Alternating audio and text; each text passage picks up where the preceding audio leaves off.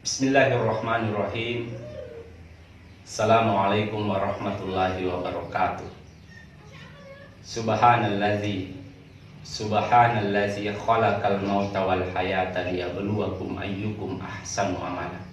Asyhadu an la ilaha illallah wa asyhadu anna Muhammadan abduhu wa rasuluhu wan nabiyullah. Di dalam Al-Qur'an surat Al-Hadid ayat 22 dan 23 Allah mengatakan, Ma asoba min musibatin fil ardi wala fi anfusikum illa fi kitabim min qabli an nabraha. Inna dzalika 'ala Allahi yasir. Likaila ta'sau 'ala ma fatakum wala tafrahu bima atakum. Kata Allah, segala sesuatu yang terjadi di muka bumi ini, termasuk yang menimpa manusia, itu merupakan sesuatu yang sudah ditetapkan oleh Allah, sudah tertulis di Lauhul Mahfuz, termasuk yang nanti akan terjadi kepada diri kita.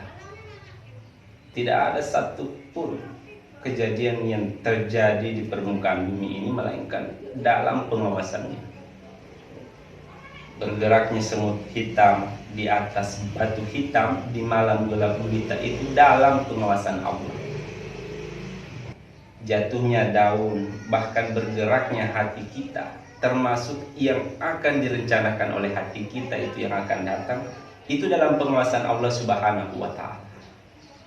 Oleh sebab itu, dan itu mudah bagi Allah, itu sangat mudah bagi Allah.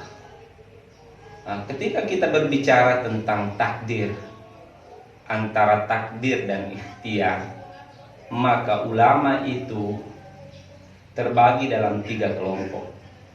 Kelompok pertama mengatakan bahwa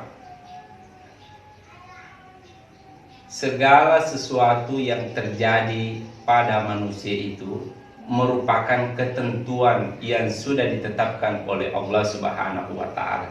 Sebagian kelompok ini mengatakan manusia itu dia hanya sama seperti wayang, dia menjalankan ketentuan yang Allah sudah tetapkan. Tidak ada kemudian hak ikhtiar untuk memilih melakukan perbuatan.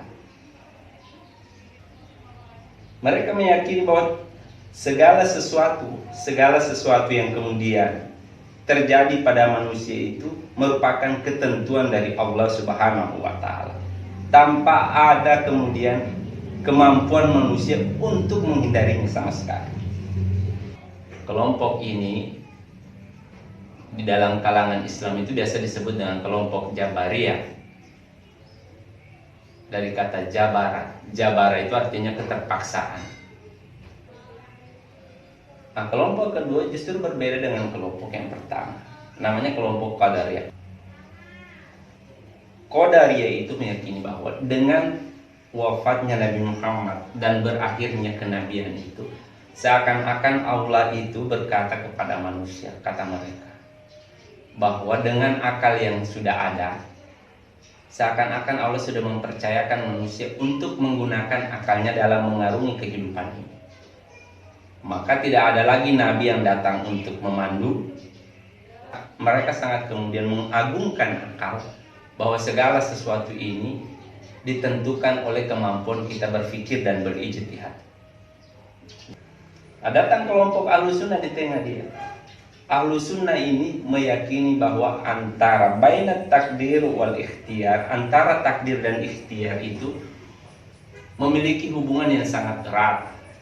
Makanya ulama-ulama Ahlussunnah itu mengatakan tidak dibenarkan itu ada orang berbicara tentang tawakal. Tidak dibenarkan ada orang berbicara tentang tawakal tanpa melakukan ikhtiar terlebih dahulu. Bahkan ada yang mempersyaratkan harus ikhtiar maksimal dulu, baru bicara tawakal.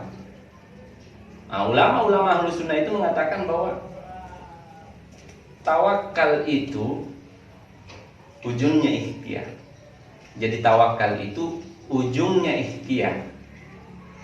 Sama seperti tombak itu, sama seperti tombak. Ujungnya, tombak itu ada gagangnya, ada kemudian dia punya pengikat, ada mata, ada batang, kemudian batang matanya itu tombak, dan ada ujungnya. Tidak lengkap sebuah tombak itu kalau tidak ada gagangnya, tidak ada batang matanya. Begitu juga dengan kemudian ikhtiar dan usaha. Ikhtiar itu merupakan lorongnya usaha. Tidak dibenarkan ada orang berbicara tentang tawakal, takdir, ini sudah takdirnya, kalau kemudian tidak melakukan ikhtiar maksimal. Begitu juga sebaliknya. Celaka itu orang kalau kemudian dia bekerja dengan hanya menggunakan ijtihad dan akalnya itu tanpa kemudian menyandarkan kepada Allah dan mengembalikan kepada Allah Subhanahu wa taala.